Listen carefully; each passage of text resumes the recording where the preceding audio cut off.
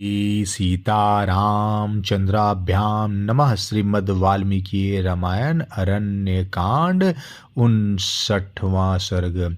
श्री राम और लक्ष्मण की बातचीत।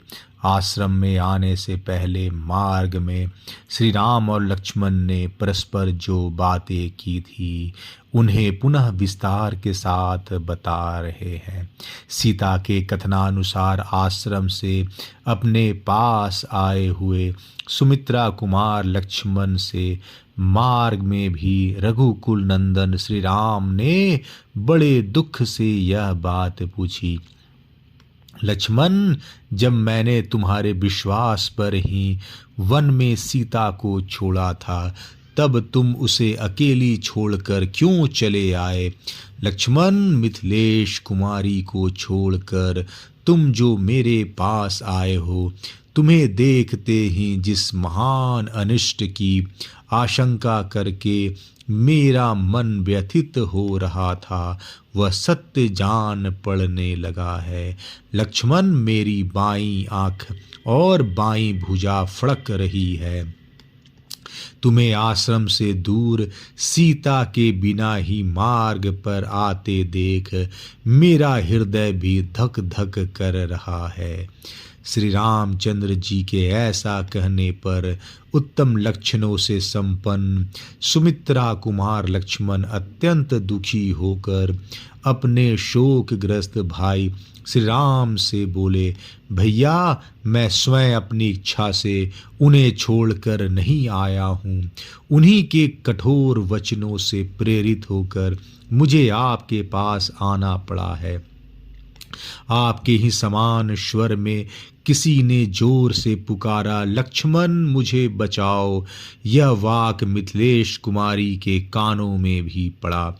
उस आर्तनाद को सुनकर मैथिली आपके प्रति स्नेह के कारण भय से व्याकुल हो गई और रोती हुई मुझसे तुरंत बोली, जाओ जाओ। जब बारंबार उन्होंने जाओ कहकर मुझे प्रेरित किया, तब उन्हें विश्वास दिलाते हुए मैंने मैथिली से यह बात कही, देवी, मैं ऐसे किसी राक्षस को नहीं देखता जो भगवान श्री राम को भी भय में डाल सके। आप शांत रहे, यह भैया की आवाज नहीं है। किसी दूसरे ने इस तरह की पुकार की है, सीते, जो देवताओं की भी रक्षा कर सकते हैं, वे मेरे बड़े भाई, मुझे बचाओ। ऐसा निंदित कायरतापूर्ण वचन कैसे कहेंगे? किसी दूसरे ने किसी बुरे उद्देश्य से मेरे भैया की स्वर की नकल करके लक्ष्मण, मुझे बचाओ, यह बात जोर से कही है। शोभने, उस राक्षस ने ही भय के कारण मुझे बचाओ यह बात मुंह से निकाली है। आपको व्यथित नहीं होना चाहिए। ऐसी व्यथा को नीच श्रेणी की स्त्रियां ही अपने मन में स्थान देती हैं। तुम व्याकुल मत हो, स्वस्थ हो जाओ, चिंता छोड़ो। तीनों लोक में ऐसा कोई पुरुष न तो उत्पन्न हुआ है, न ही हो रहा है और न होगा ही, जो युद्ध में श्री रघुनाथ जी को परास्त कर दे। संग्राम में इंद्र आदि देवता भी श्री राम को नहीं जीत सकते। ऐसा कहने पर विदेह राजकुमारी की चेतना मोह से आच्छन्न हो गई। वे आंसू बहाती हुई मुझसे अत्यंत कठोर वचन बोली, लक्ष्मण, तेरे मन में मेरे लिए अत्यंत पापपूर्ण भाव भरा है। तू अपने भाई के मरने पर मुझे प्राप्त करना चाहता है, परंतु मुझे पा नहीं सकेगा। तू भरत के इशारे से अपने स्वार्थ के लिए ही श्री रामचंद्र जी के पीछे पीछे आया है, तभी तो वे जोर जोर से चिल्ला रहे हैं और तू उनके पास जाता तक नहीं है। तू अपने भाई का छिपा हुआ शत्रु है, मेरे लिए ही श्री राम का अनुसरण करता है और श्री राम के छिद्र ढूंढ रहा है। तभी तो संकट के समय उनके पास जाने का नाम नहीं लेता है। विदेह कुमारी के ऐसा कहने पर मैं रोष से भर गया, मेरी आंखें लाल हो गई और क्रोध से मेरे होठ फड़कने लगे। इस अवस्था में मैं आश्रम से निकल आया। लक्ष्मण की ऐसी बात सुनकर श्री रामचंद्र जी संताप से मोहित हो गए और उनसे बोले, सौम्य, तुमने बड़ा बुरा किया जो तुम सीता को छोड़कर यहाँ चले आए।